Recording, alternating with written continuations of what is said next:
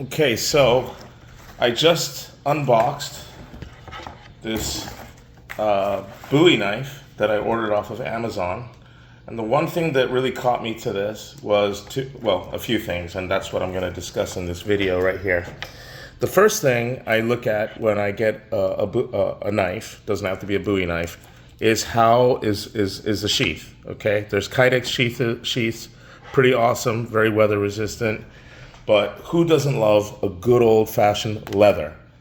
And this looks like real leather. You can kind of see with the wrinkles here, and just the feel and the smell, dare I say, and looks like you have some good stitching.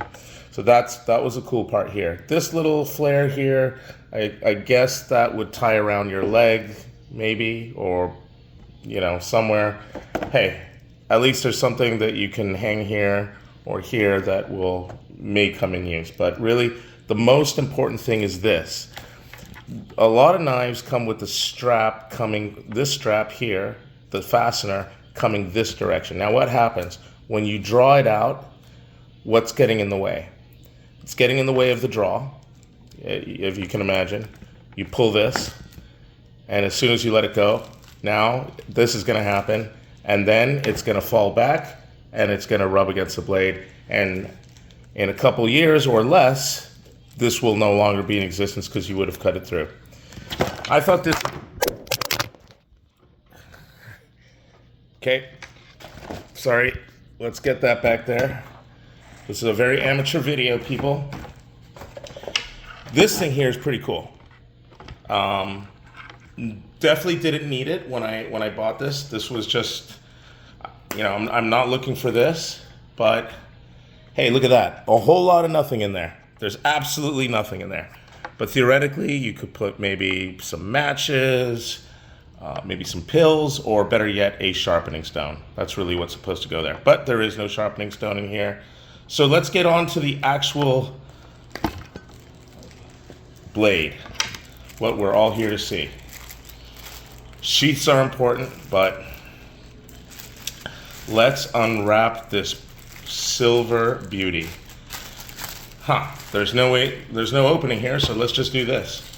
Whoa, that went through like it was water. That plastic, I hardly tugged on it and cut right through. Look at that.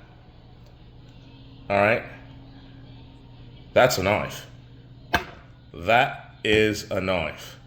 Let me tell you something about how this feels, okay? This grip is one of the best I've ever felt. The shape of it here, kind of, it sort of flares out and becomes fatter right here. That's exactly where my hand wants to be. It gets smaller here. Well, that's perfect. This wants to be tight, the pinky, right? This guard right here fits that circumference, that little circle. Look how my finger fits in there. Okay, let's talk about the blade length. A lot of Bowie knives come like machetes. They look like half swords. That's cool, doubles up as a machete. But you want a Bowie knife, let's not forget the history of what the Bowie knife is about. It's a fighting knife. Okay, read the story about the Bowie knife and the fight at the sandbar. So the history of the Bowie knife is very interesting. It was designed or commissioned by Jim Bowie in the 1800s, and he wanted a very specific type of knife profile shaped after I think a Spanish type of knife back in those times.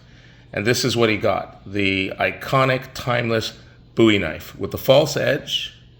And this one comes with a blood groove right here, okay? You can look at what a blood groove is. This is the perfect length. I would guess this is about 8-9 inches, the blade length, and that is just perfect. That's enough blade to do your cutting, your woodsman activities, or if you ever find yourself against a grizzly bear, that's enough knife to get through all that flesh and fat and other meanness that comes with a grizzly bear. We're going to do a cutting test.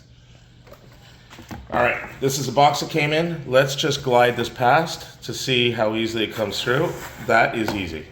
Let's do another one, okay? Let's cut that off. cut this way. Yep, that's easy.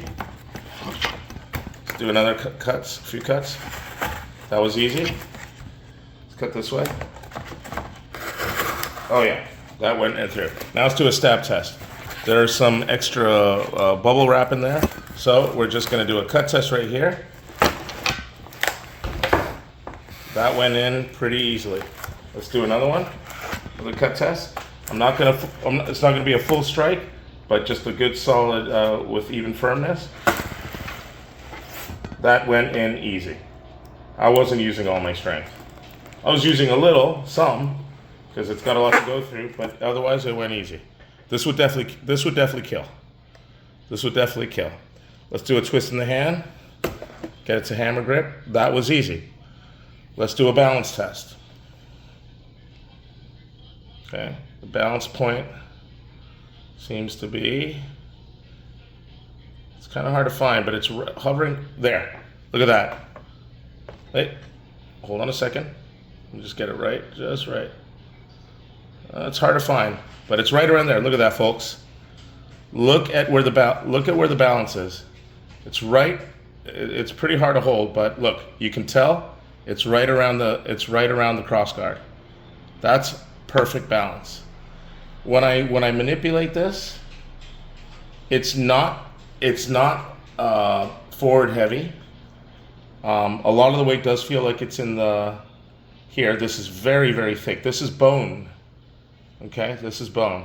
So a lot of the weight feels like it's in your hand, meaning a lot of quick wrist strikes, a lot of quick wrist manipulations. I can feel like I turn this thing, doesn't tire me with unnecessary heavy weight. Heavy weight is good. Forward heavy weight is good if you have some kind of machete or a chopper, you want that. Bowie knife is not. Well, this one isn't. This is a straight up solid, you know, if you were living out there on the frontier, this would be your champ. I love it.